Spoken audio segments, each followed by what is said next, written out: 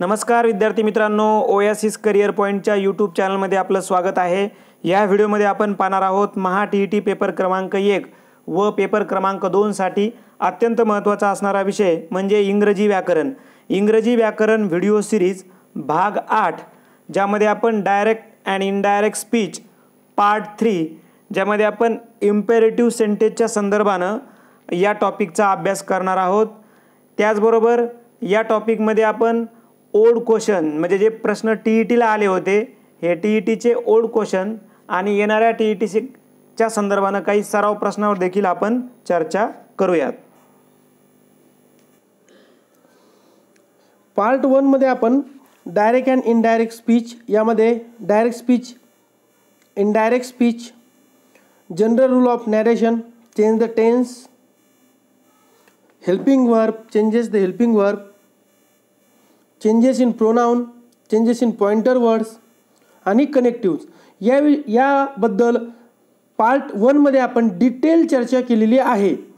त्यानंतर पार्ट 1 मध्ये आपण ॲसर्टिव्ह सेंटेन्सबद्दल डिटेल बघितलं, पार्ट 2 मध्ये इंटरॅगेटिव्ह सेंटेन्सबद्दल बघितलं, या पार्ट 3 मध्ये आपण इम्परेटिव्ह सेंटेन्सबद्दल डिटेल माहिती घेऊयात। आता इम्परेटिव्ह सेंटेन्स म्हणजे काय, तर इम्परेटिव्ह सेंटेन्स म्हणजे आज्ञार्थी वाक्य।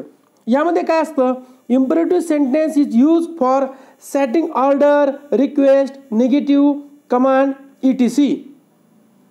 Imperative sentence begin with the principal verb in the sentence like go, come, play, etc.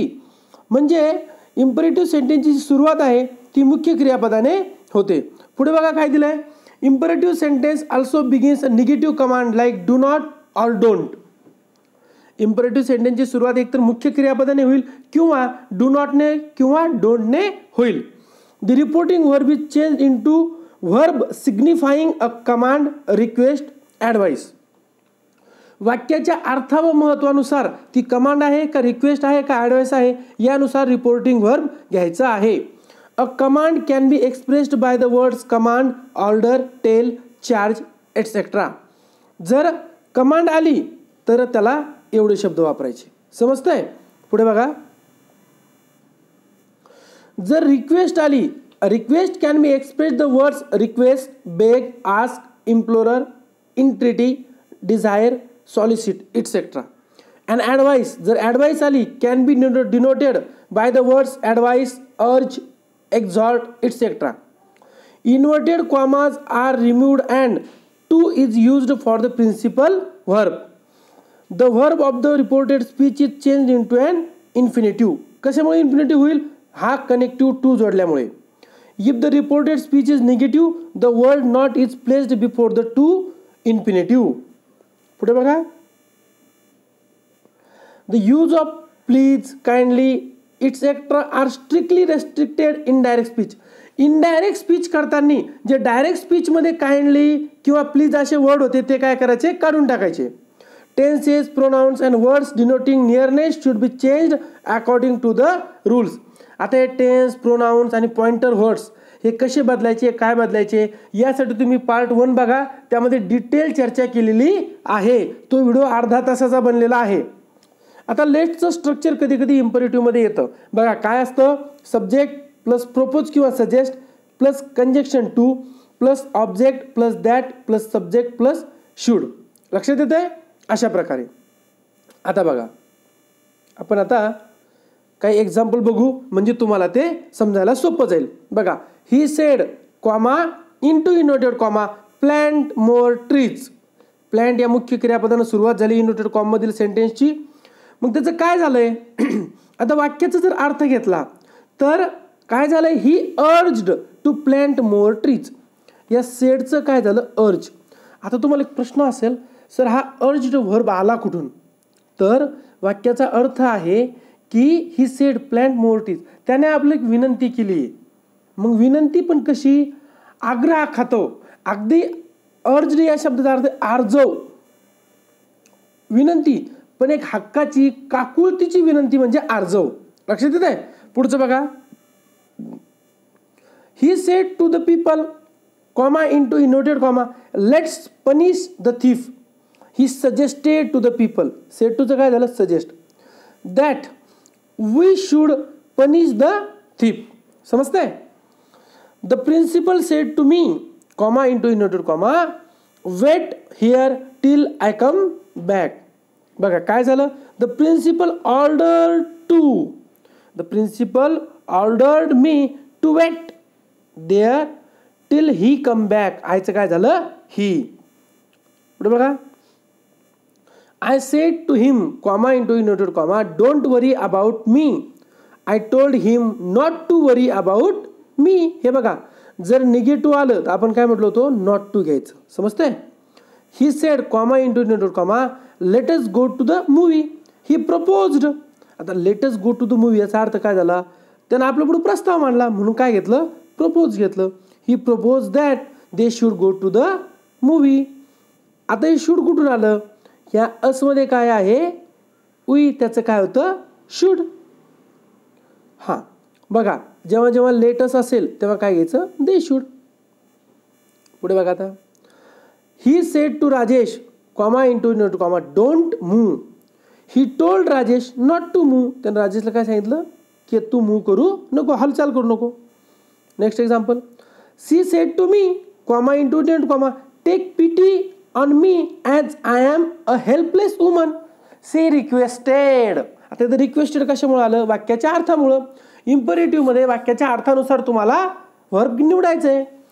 To take pity on her as she was a helpless woman. आता हा सी शब्द का आला, ह्या आयसाठी आला.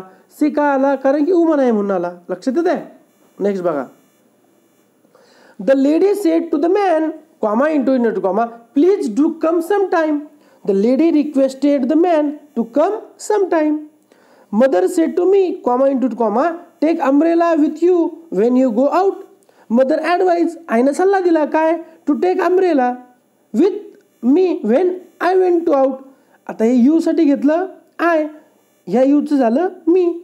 आता असं का प्रोनाऊन चेंज झालं हे आपण पहिल्या व्हिडिओत सविस्तर घेतलंय. Be careful. I said to my younger brother. I want my younger brother to be careful. Okay. आता बघा, परीक्षेत आले एक्झाम्पल घेऊयात आपण. TET paper first 2014. Choose the correct indirect speech of the given sentence. Silence said to Ketaki let us take a taxi now. आता आपण जे लेटचं structure पाहिलं होतं त्यानुसार बघा काय आहे, लेट्स टेक अ टॅक्सी नाव हे सजेशन दिले ना, म्हणून झालं suggested. Silence suggested Ketaki. Comma into inverted comma हे जो होतं कॉमा, त्याऐवजी कंजक्शन काय घेतलं, दॅट. आपण पहिल्याच व्हिडिओमध्ये पाहिलं होतं. मग आता इथं लेटस, या लेटस ऐवजी काय घेतलं, दे शुड. टेकला टेक, अ टॅक्सी, नावला देन. लक्षात येते? क्वेश्चन फर्स्टचा आन्सर आहे ऑप्शन नंबर फर्स्ट.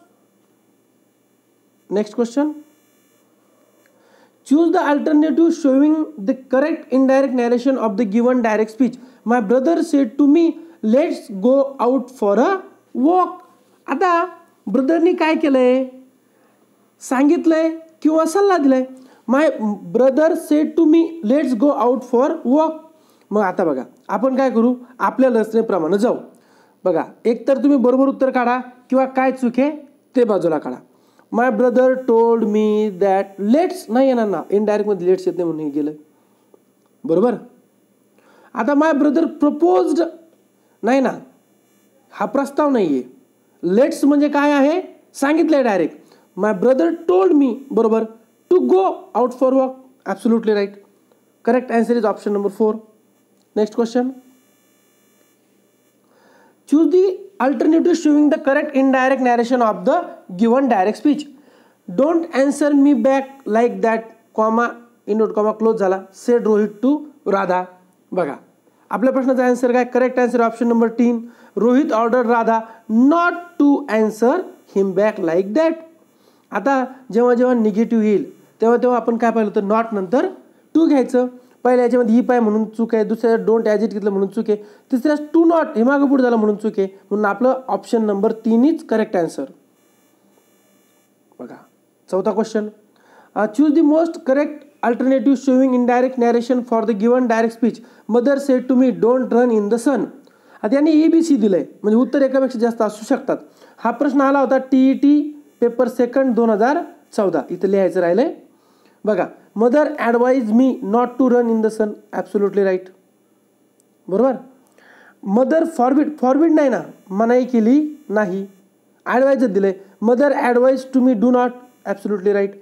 म्हणजे आपला ऑप्शन आहे ऑप्शन नंबर 3 बोथ ये.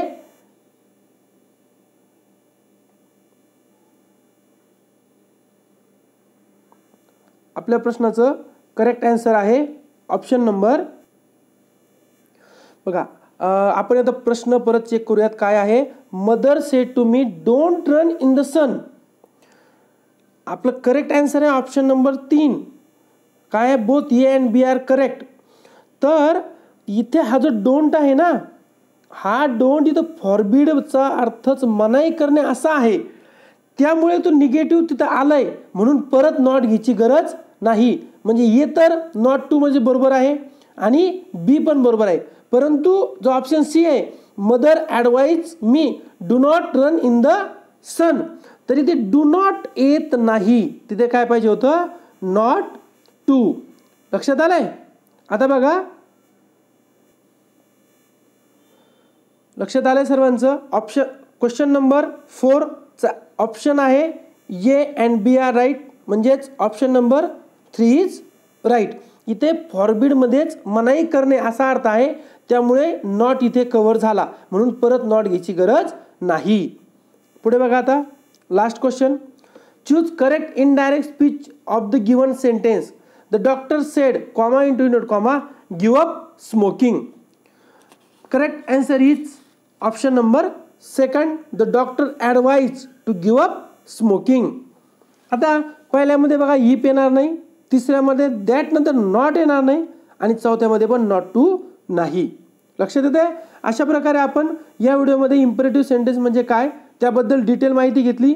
10 क्वेश्चनची तयारी करून घेतली व आलेले 4 क्वेश्चन व एक सराव प्रश्न असं आपण या व्हिडिओमध्ये माहिती बघितली. व्हिडिओ आवडल्यास लाईक करा, आपल्या मित्रांनाही शेअर करा व ओएसिस करिअर पॉईंटचे यूट्यूब चॅनल सबस्क्राईब करा. अधिक माहितीसाठी महा टेट एक्झाम या टेलिग्राम चॅनललाही भेट द्या. तसेच इंग्लिशच्या अधिक माहितीसाठी इंग्लिश स्टडी ओएसिस या टेलिग्राम चॅनललाही भेट द्या. धन्यवाद.